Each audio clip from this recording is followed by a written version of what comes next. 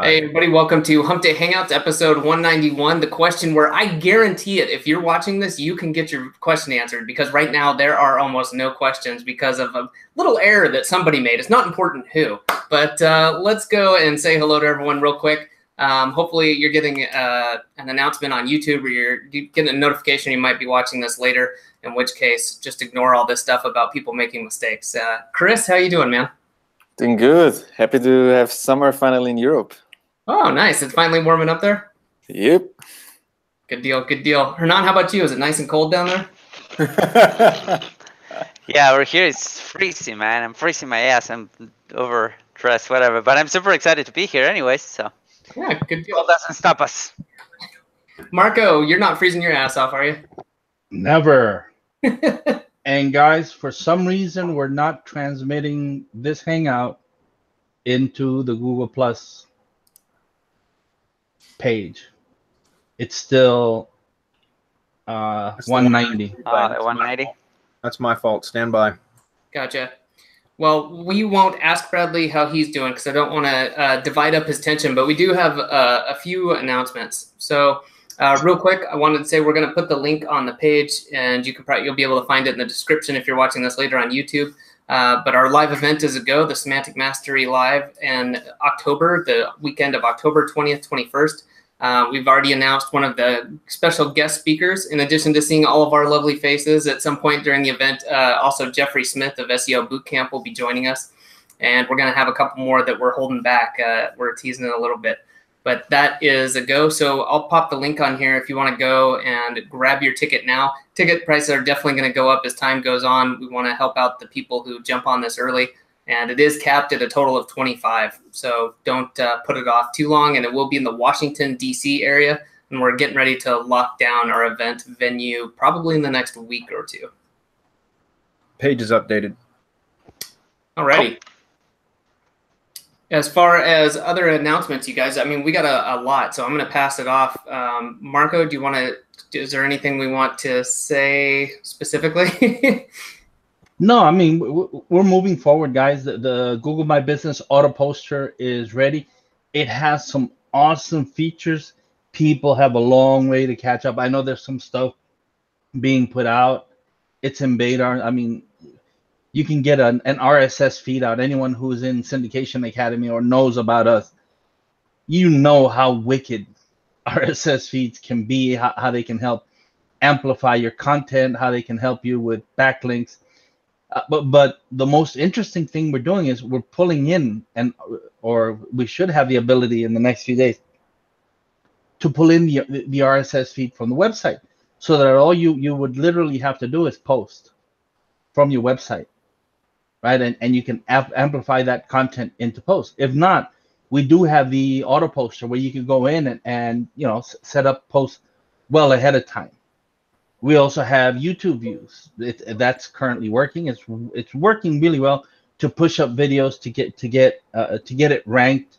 Now, of course, once you start pushing videos, you should continue pushing videos to it to keep it ranked until it picks up its own steam. It'll pick up steam and stay where it's supposed to stay. It'll stay ranked. But the great thing about this is that since it's real people, they'll interact with your channel, so they'll send all kinds of signals. And I keep telling people the caveat in this is that you have to send them to a quality video. And I was asked a question, what's a quality video? Well, a quality video, if you look at your competition, is a video that has a bunch of likes.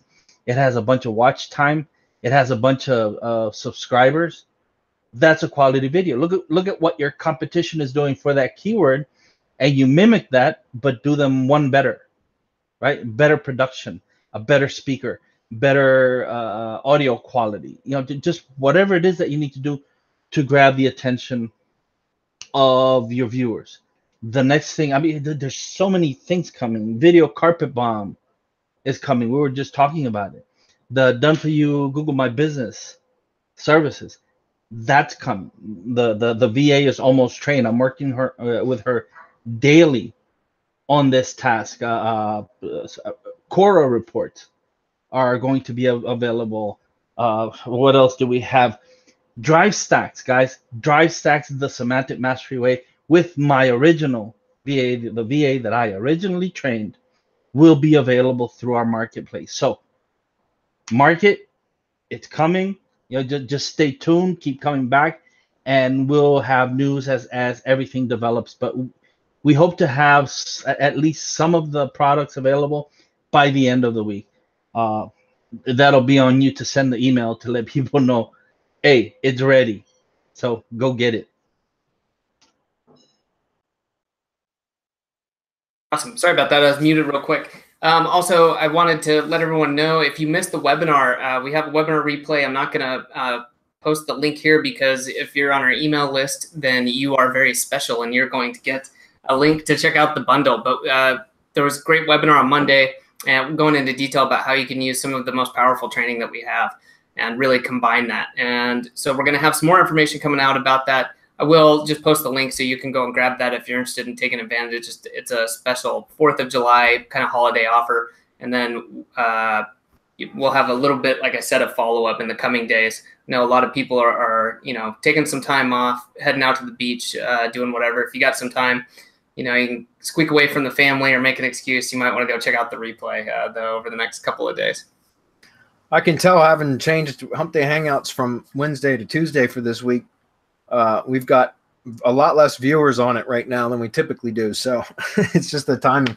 So I'm kind of glad that, unfortunately, we didn't have all the questions directed to the right place this time. That's on our end, but we got a few questions. So besides, do we have any other announcements, guys? Or I'm good. How about you guys?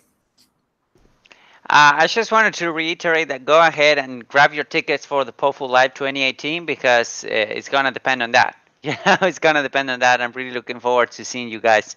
So, yeah, I just wanted to repeat that once again. okay, Cool. that's it. We can get into it, huh? Yeah, let's do it. Let's do it. All right. Well, we don't have a lot of questions, so we're hoping that some of you guys that are here have some questions and you post them on the page. And again, that was kind of our fault, but it is what it is. So we're going to run with what we got. And I know Adam posted a couple questions that he yanked from one of the Facebook groups. So we'll start with those. Grab the screen.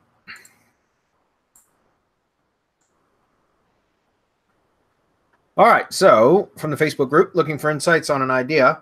I wanted to test this, but asking is more efficient. Is the following possible? I have site.com and site.com has authority. IDA, DR, okay. I have a subdomain on site.com, subdomain1.site.com. Subdomain carries authority from site, correct? Carry domain authority, but not necessarily page authority, but you're right. Can I create a redirect from subdomain1.site.com to secondsite.com while site.com stays live and then secondsite.com gets authority from, gets authority from subdomain1.site.com. Questions like this are hard to read. So both secondsite.com and site have authority.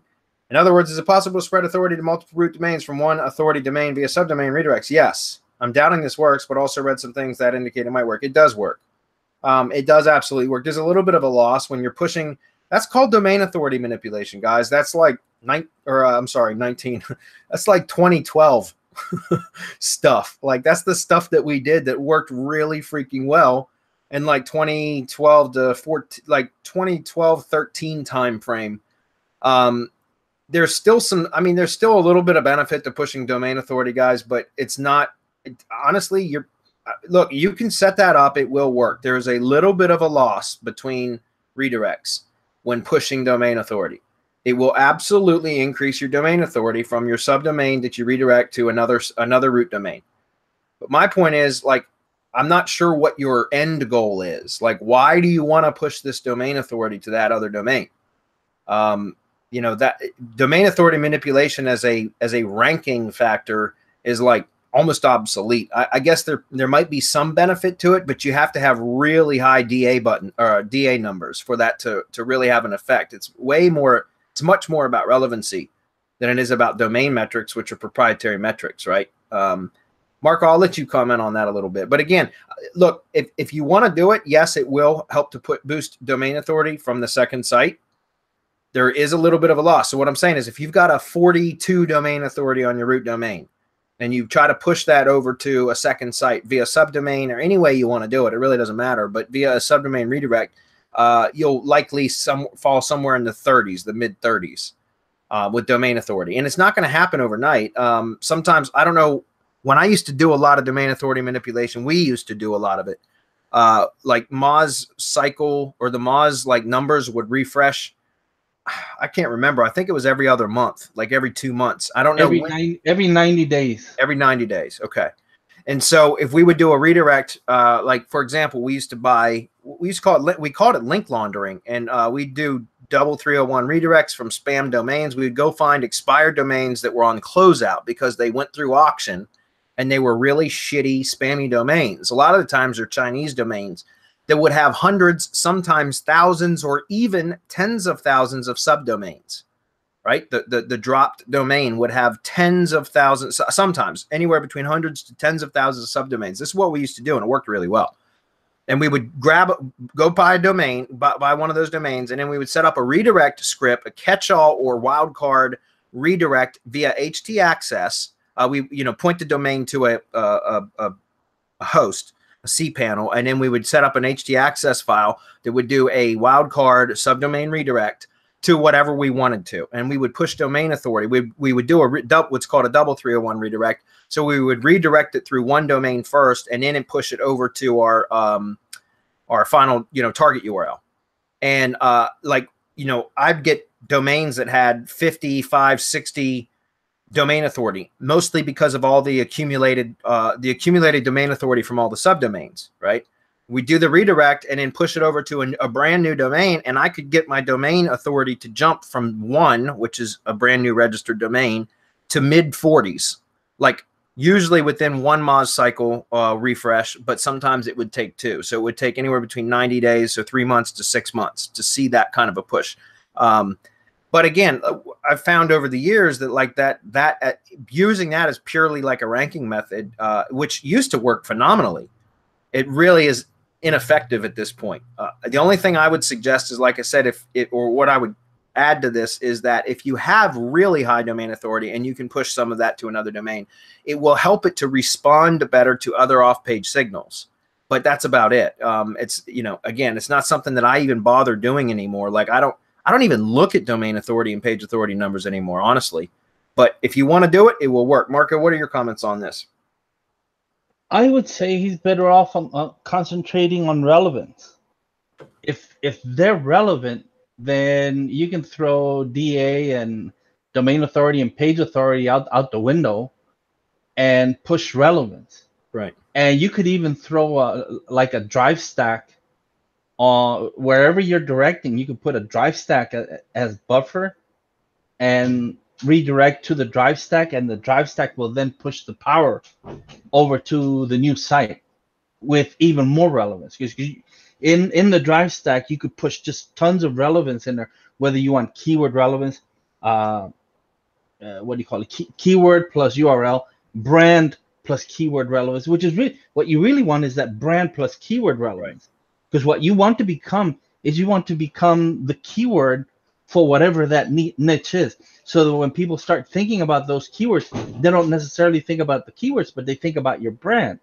This is where I tell people, Coca-Cola, Xerox, Band-Aid, Scotch tape, all of these people have done fabulous branding where they've become the brand for those keywords.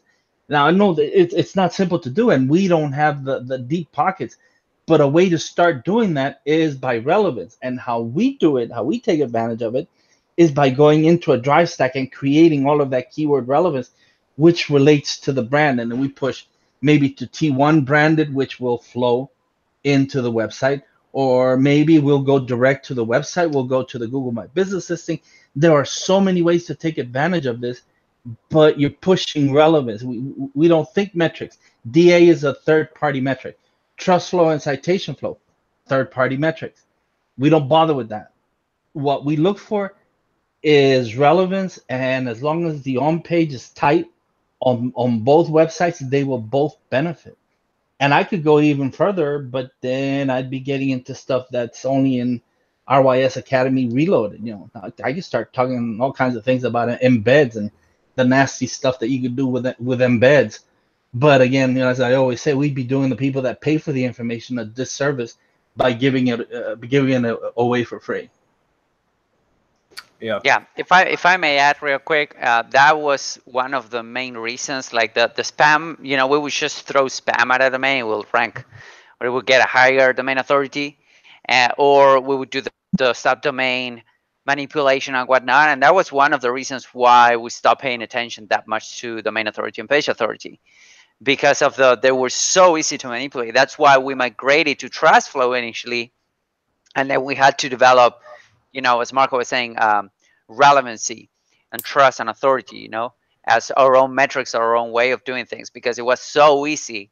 Like, again, you would have these Chinese domains with, I don't know, 60 domain authority, and they were all spam.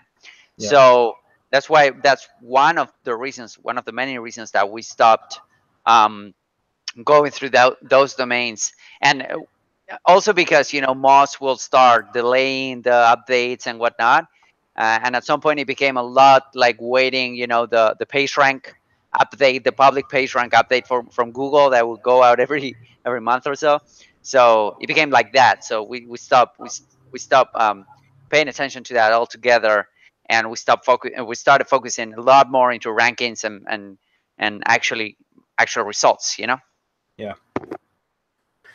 So again, yeah, it will work. And what I would recommend if you were trying to push it to a second site anyways, that I would, guys, remember, if you push domain authority to a subdomain, it will benefit the entire domain. Remember, domain authority means it's a site-wide or domain-wide, including all subdomains, including all inner pages and posts. All of them will benefit from that, will receive the same domain authority. So instead of pushing from a redirect to a secondsite.com, you could push to a non-indexed subdomain on that secondsite.com, right? And so you do that so that you can set up like a subdomain. You don't even really need to put a piece of content up on it, but you could. But you could set like an HTML file to say like no index or whatever, and then just point all of it to that specific subdomain, because it will benefit the root without people being able to really see what you're doing.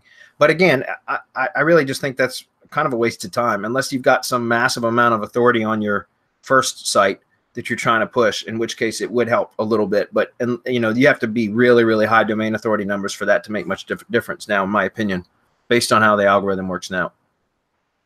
So, all right, Adam's the next one that he posted was, do you guys pay for articles or use a plugin to pull in content? Looking for an alternative for test site than buying articles? Yeah, content curation. We have a training course specifically all about that. It's what I've been using. I had to figure out a way to develop content for my clients that was cost effective and efficient without having to be subject matter experts. So I developed a process years ago that I've been using ever since 2012. It's called we've got it as a product right now called Content Kingpin. But that's exactly how the same exact content production process that I use for my own agency, and countless amount of our members and students have also implemented that into their business for their primary content methods. And we just get across the board good results from even our members that have implemented it as well, or adopted that process, because it works. It's basically hands-free content marketing. You can teach a VA to do it. And they don't have to be subject matter experts. All they have to do is be able to identify and locate content, authority content, or just good, relevant content about whatever topic they're going to be blogging about, and in organizing that content in a logical manner and injecting a small amount of their own commentary. And that content is more efficient and way better than any sort of shitty content farm content that you could buy from, like, the dime a dozen content farms that are out there, that is just spun, rehashed garbage. And guys, that's all the content farms do. They don't write original content. Even if they do, they're not subject matter experts. And if they are, you're going to pay a premium for it. But even then, a lot of times, guys, all they do is do mashups where they'll go scrape 5 or 10 articles or whatever about whatever topic it is that you requested the article for. And then they'll take bits and pieces of each article, put them through a spinner, and sometimes they'll manually edit the spin tags or the output file to where it's a little bit more readable. But a lot of those content farms, they're not, you'll get a lot of errors and stuff that you can clearly see that a spinner was used and they didn't take the time to manually edit it. So my point is, like, you're not really buying original content from content farms anyways. You're buying garbage. So you're much better off using curated content where you can reference and cite other people's authority content that is highly relevant from subject matter experts. And you're giving them credit via the attribution link. You're citing the source, which is, you know, required and ethical. It's the ethical thing to do. And now you've got good content from subject matter experts that you're quoting on your own site, giving them credit and injecting your own commentary. And again, a VA can do that. So that's why we call it Content Kingpin, hands-free content marketing, because it truly is. And you can generate a stream of revenue just from selling content marketing services and managing it. And it just requires a very, very small amount of management. And again, that training, Content Kingpin, teaches exactly how to hire the VAs, like what to look for, what type of output production you should expect, what to pay them, how to manage it, all of that, guys. All of that is covered in great detail in that course. So I highly recommend anybody that needs content for their clients or their own assets, their own digital assets, check that out because it's the exact same method we use. All right. Jeff, what's up, Jeff? He says, do we have to worry about stock photo copyright issues when posting to social media like Twitter, the same way we do with their website? I don't know, Jeff. I wish I did. I wish I had a definitive answer. Maybe somebody else on here knows. Anybody? I had some issues when it comes to posting on Facebook. So yeah, like short answer is yeah, because I had to take down an amazing an ad that was performing super well, just because, you know, I was lazy and I didn't check the stock photos stuff. So the actual owner of the photo contacted me and say, hey dude, you need to take off the ad. And I lost the entire social proof and everything on the Facebook side of things. So yeah, short answer is yes, because you can get in trouble. Like no matter, it doesn't really matter if you're using it on Twitter, Google. Like Google, maybe you would have a bigger exposure because you're being indexed. But on Twitter, people can still see it, right? So I think it's just a matter of, you know, photos are still an asset. So it's like using, I don't know, a piece of a song, right, or a piece of a movie, something like that. Those are all of that is copyrighted. So you need to have that in mind, no matter what you're using, where you're using it. When you're doing it on your website, you're a bit more exposed because anyone can get access to that. While in Twitter, it's not the case. But just to avoid issues, I would say, don't do it. You know. Plus, there are so many deals, and you know, having stock photos is has become really, really cheap. If you go to AppSumo, for example, you can get deals like, I don't know, for 100 photos for $10 or something like that, you know. So it's not even worth the trouble of getting through it. So yeah, and usually for my clients, what I have them do is I use stockfresh.com as that's our primary stock photo site, and so I just have my clients go set up an account where I set it up for them in their name. And then I send them the login details, and then they go in and fund it by just purchasing credits. And we usually purchase 100 credits at a time. I think it's $79 or something like that at StockFresh. And it's not bad. It's decent. And so, you know, every couple of months or so, my curators, my VAs who are doing all of the content marketing for my clients will contact me and say, hey, we need this account refilled, and I'll just contact the client and say, hey, I need you to add another $100, refill the account with credits, and that's it. And that's how it works. And that's just to be safe. And that's because I've been hit with extortion letters from Getty Images and their various subsidiaries, and I've had to pay fines, copyright, fine settlement fees, basically, for not having each client having their own licenses. In other words, even if I had my own account for my marketing agency with stock photos, if I published those stock photos on clients' websites, the client needs to have a license for that photo. Even though I did it on their behalf, I was the license holder, not the client. And I've had to pay settlement fees for copyright infringement issues for client sites that they received the extortion letter, but I paid it on their behalf because it was my fault for not having them set up properly. And that's why I talk about that again, in the Content Kingpin training that I was just talking about. I go into great detail about all of that because it's very, very important. So I would follow Hernan's advice about social media and really try to have proper licensing for photos that you're using. Yeah, I would do that too. And for example, there are some websites that there's explicitly they're explicitly like royalty-free photos, like Flickr, for example. You can search for royalty-free photos. Then I think unsplash.com, which is UNSPLASH, sh.com, unsplash.com. There's another called Pixabay.com. Those are all royalty-free photos, but you're limited to what you can find over there, right? So sometimes for ads it will work, but if I'm looking for a specific way or specific photo that will convey specific message that I want to, that I want to send, then it wouldn't work. So I'll need to go out and actually purchase the picture.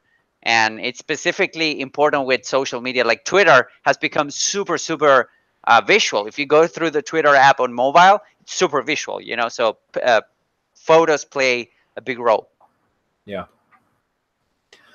Okay, Dominic's up. What's up, Dominic? He says, I need some good content for an affiliate money site. I've tried natashaNixon, but it's a little pricey. Would SEO content be okay, or should I use the research quality content? No, if it's for a money site, I would recommend that you do authority content, because the SEO content is exactly what I just mentioned about a content farm. That's what it is. It's spun shit. It's garbage. I can tell you that. That's to be used for like link building and stuff like that. It's not money site content. And, I can tell you that even the authority content that you purchase sometimes isn't going to be very good. For the most part, I've had good experiences with natashaNixon for authority content. But the last article I got was complete garbage. It was for Mario's cab service for the GMB Pro case study. And it was complete garbage. I ordered a 1,500 word authority content article, paid like $120 for it, and it was complete garbage. I had to go through and manually edit. If I had time, I would have requested a rewrite, but I didn't because I wanted to get it up. So I just edited about 500 or 600 words of it myself, and then used that as the actual GMB website article. So again, I recommend, even guys, remember, like, your best bet, Dominic, if you need like really good authority type content or money site content on a regular basis, would be to hire your own writer from like Upwork or something. That is a much better way than going to the content producers. Honestly, you're better off developing a one-on-one relationship with an individual writer that has better, because then here's the thing, I've got multiple, most of my writers are now curators, but I still can rely on them for article writing at times. But most of the stuff we do is for, like I said, for curating for blog posts and such. But the idea is, once you've developed a relationship with a particular writer, you get to know their voice, so to speak, and like how they write. And you can help to mold or shape how you want them to write for particular clients, for example. And so that's kind of the benefit of doing it. And one of the other benefits of having a personal relationship or a relationship with an individual writer is that, a lot of times you get better treatment. You don't have to wait in queue, for a week to get a piece of content back, that kind of stuff. You can have direct message via, like, I use Upwork a lot. So there's, desktop notifications and all that kind of stuff. So I recommend doing that.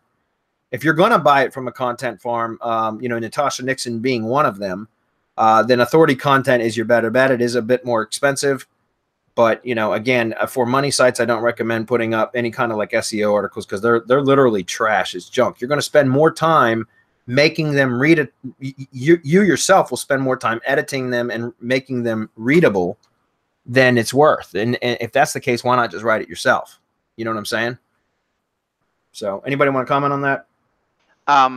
Yeah, I real quick, I totally agree with what you're saying, Bradley, in terms of having someone that you can always recur to, even if you're offering this on a regular basis.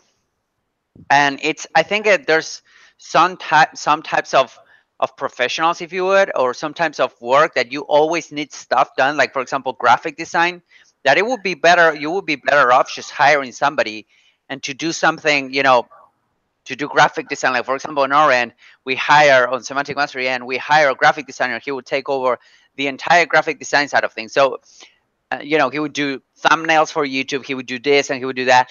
And he already knows how we work and what type of things we want. And if we need a logo, we ask him for it. And if we need banners, sometimes he would do it. So I think that's if that's part of the team that you want to start putting together. That's part of the team, because you're providing a service, and if you're providing content creation services for your clients, that's something that you really want to have in mind. So, for example, if you're doing, I don't know, a video services, right? Like you're doing YouTube services, maybe you need a video editor, or maybe you need the tools to actually provide the service, the client with a good service, and that will position yourself as a much more valuable asset, because you have the tools, right? It's not like you're getting out there and grabbing the content, the articles, the logos from where everyone else is doing it. You become a much more valuable asset because you're developing your own team. So I think that having that long-term relationship and having that long-term views when it comes to the collaborators that work with you, people that help you, helps a lot. Helps you save time, money, and helps you, you know, position yourself better. So. Yeah, and the last thing about that I want to mention is, you know, I said earlier about you get to know a writer's voice, and then that's good, because especially if you're providing content for your clients, then you'll already know what the quality is going to be. When you buy content from places like Content Farms or natashaNixon, even when you're buying the authority content, which costs more money, you don't know which writer is going to get it. So you don't know what the quality is going to be like. So the tone of the writing can be different from article to article, can be vastly different. And so if you're providing content for like web pages, not posts, but pages for client sites, you want consistency in tone, right? Because you don't want one page to have a tone that's vastly different than another page, because it would be kind of off-putting to a visitor. So again, you get to know how the writer writes. You get to come to expect a certain level of quality, a certain tone, a certain voice, so to speak, and that kind of stuff makes you more confident in being able to sell content marketing, right? Good question there, Dominic. Great question, actually. Vincent, not sure what, doesn't look like much of a question. Let's see if there's a comment somewhere. Nope. Okay, so, well, congratulations. I don't know what this means, but... Oh, you'll see in a minute. He posted after that. Okay, cool. Cool. Let's see. Hey guys, do you know if adding a PR link to our GMB review page will cause our GMB listing to show a review snippet as shown below? No. Adding a PR link to your review page? No. That, you mean this is a maps thing. You have to have I think five, at least it used to be, you had to have a minimum of 5 ratings for the stars to show. I think that's still the case. So it's not, this is a maps listing that you show here in the picture. So that's not something that we can manipulate by adding code, because we can't add code to the maps page, the maps profile, right? Like you can on a website, you can add structured data for review schema, right? But we can't do that in the maps profile. So the maps profile will show review stars once you have a total of 5 star ratings, or excuse me, 5 reviews. Whatever the star ratings are is irrelevant. Your rating stars will show up once you have a total of 5 reviews. Does that make sense? So that's it. It's not something that you can force or trigger by linking to it or adding code, because you can't edit the code of the GMB or the maps profile like you could on a website, right? So you just need to get 5 reviews. Okay, Jim's up. He says, hey, SM team, glad you're able to work a Hump Day Hangout during the holiday week. Yeah, us too. We've only missed one in 191 episodes, and it was a scheduled miss. So I know you've spoken about Google Phone verified accounts in the past a lot, but I was wondering who you'd recommend of late. Also, is it worth paying $3 per account for aged accounts instead of 35 cents per newer account? Have you had better ratio on sites sticking with the older accounts? I buy aged accounts for very particular projects that, if you're doing, let's put it this way. I've bought some aged accounts and I haven't tested. I haven't set up an actual test to test a brand new account versus an aged account anytime in the last like 3 or 4 years. So I don't know if having an aged account really makes a difference or not. I can't tell definitively. People seem to think it does make a difference. There's probably some evidence out there to support that. So I would just, assume that that may be the case.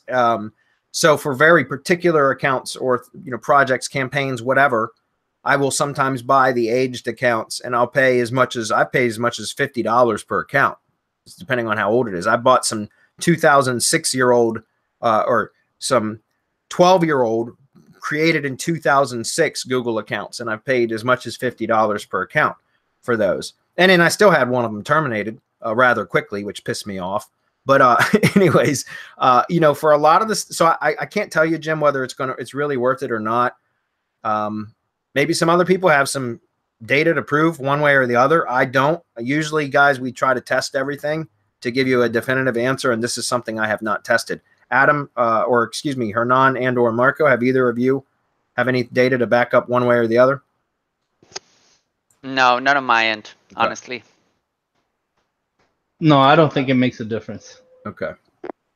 Yeah, I didn't think so. I mean, honestly, I know people say it does. So, Jim, I would say do your own,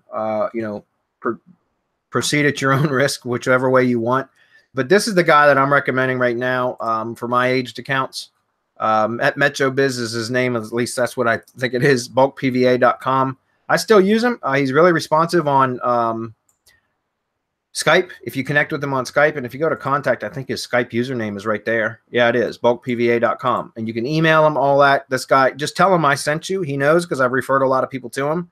But he usually takes very good care of us, as well as like anytime accounts get terminated and stuff, if they're new, like there's, obviously if you have accounts terminated 2 weeks after he delivers them to you, that's your fault, right? But if they're within 3 days, within 72 hours or something like that, see, look, it takes 24 to 72 hours to deliver each order.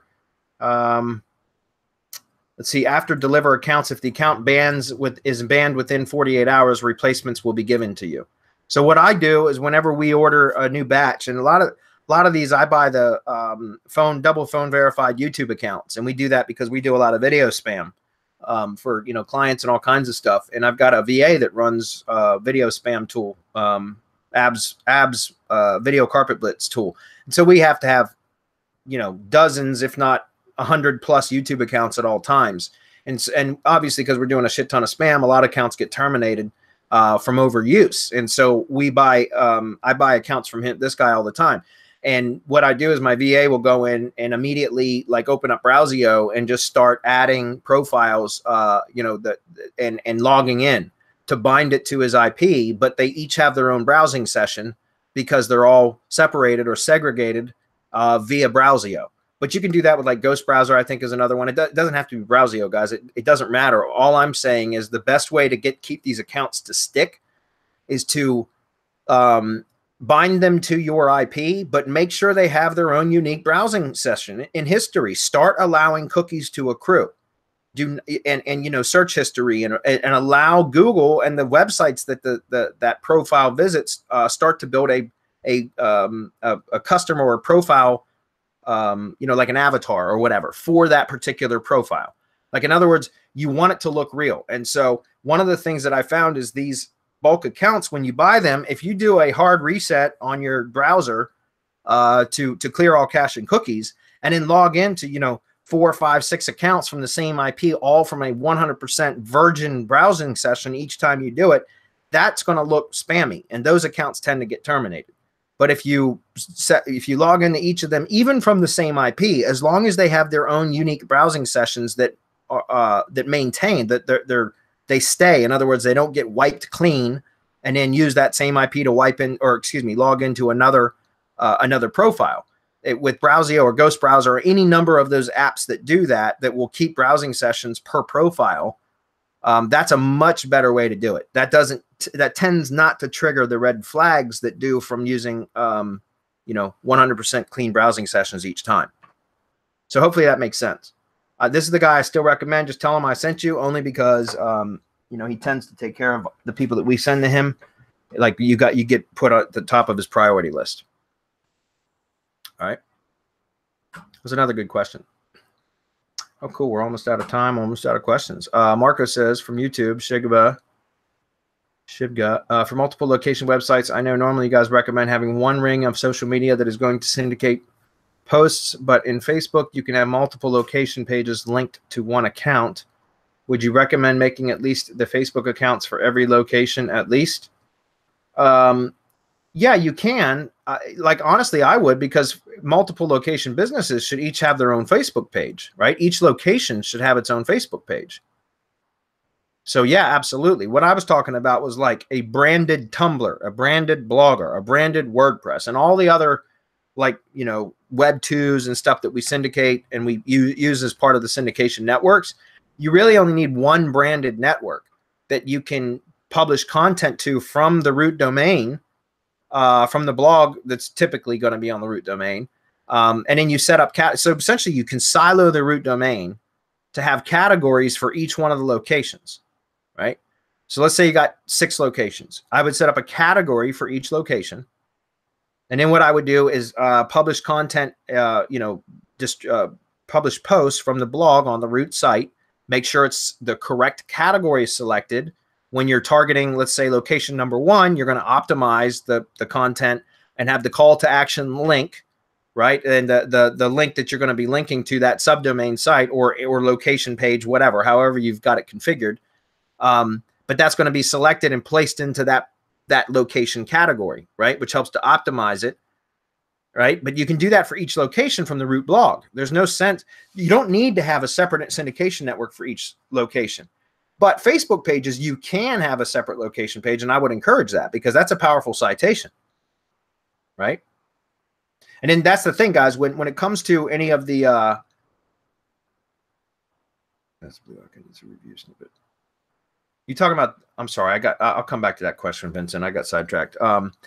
But the other thing about this is, you know, if you have a particular location that is not responding as well to the blog posts and the syndication from the root domain, then you can always go in and set up a location-specific syndication network where you would just use the same brand name, but you would add a local modifier. So in other words, if it's Joe's Plumbing and there's 6 locations and one of them happens to be, I don't know, Fairfax, Virginia, then if he has a Joe's Plumbing syndication network that he's using to blog for all of the locations, but Fairfax, Virginia isn't really responding as well to the blogs from the root domain, then you could put a Joe's Plumbing Fairfax syndication network up and then syndicate content directly from that particular category on the root domain to just that network, right? Or you could even transfer and put a separate blog on that location specific site, if that makes sense. But guys, remember, categories in WordPress do have their own feeds. You can get a category feed.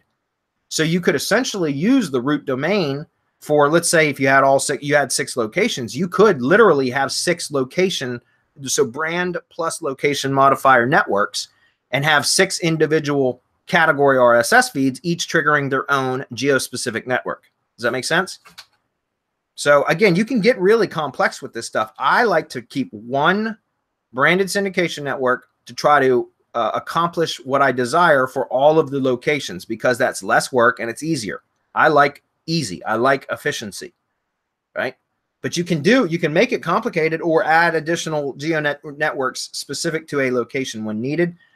But lastly, like I mentioned, as far as the actual Facebook page, I would have a location page for each location. Absolutely, because it's a very powerful citation. And you can also create location pages in LinkedIn, right?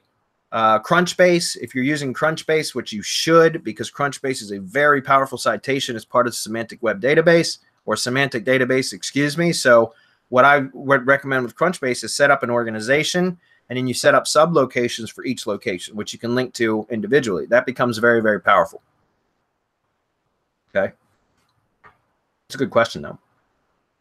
Vincent said the line below reviews that has the blue icon, it's a review snippet. Yeah, but that's something that Google pulls in automatically. That's not something that you can force. This is a Google Maps listing, Vincent. You can't manipulate this, right? Google decides what they're going to list and show right here, not you. That's not something that we have the option to edit right now or to change. So those reviews that are pulled in, like the snippet from a review, that's just what Google determines that they're going to pull in and display to the searcher, the user, the Google user. That's it. It's not something that you can edit.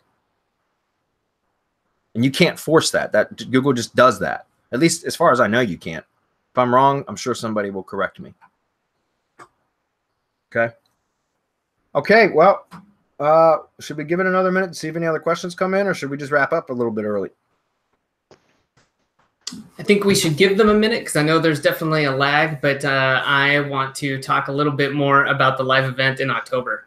So we narrowed it down. It's going to be in Washington, D.C., like we said, which honestly I'm kind of pumped about because when we first thought of that, the first thing I thought about was heat and humidity, but I realized it's going to be in the middle of October and it's going to be freaking awesome there. So I think, nice, Bradley, you can speak to that. That's a great time of year around there, isn't it? Absolutely. It should be really nice. And there's a ton of stuff to do in Washington, D.C., so like, you know, not besides our event, I mean, we're going to have a VIP event, I believe, which we're going to have to find something good to do. Plus there's just a ton of really like DC's, it's the nation's capital, right? So there's a lot of stuff to do there. Yeah. And you're within striking distance of a lot of stuff. So if you come join us, you know, if you can take a couple days, on either side, maybe go do something, you know, if you're traveling, there's a lot of neat stuff in that area to do. Yeah. Yeah, there is. So, okay. Well, I don't see any other questions coming in, guys. It's 4th of July holiday week. For those of you in the U.S., happy 4th of July. And go get a cold beer. Yeah, for those of you in England, I'm not watching the game, but hopefully England's doing well in the soccer match, I guess it is right now. So I'm going to check that out. And then, yeah, I hope everyone has a great 4th of July. I'm going to head out and enjoy that tomorrow. I'm still working tomorrow for a few hours in the morning. I got to coach CrossFit for 2 hours in the morning. And then I'm going to work for a couple hours before I go heavily drink. So, anyway. Well, England is still sweating. Oh yeah, they go to penalties. So, oh boy, gonna be fun. Thank you, guys. All right, guys. Cheers. See you all later. Happy 4th. Bye, everyone. Bye.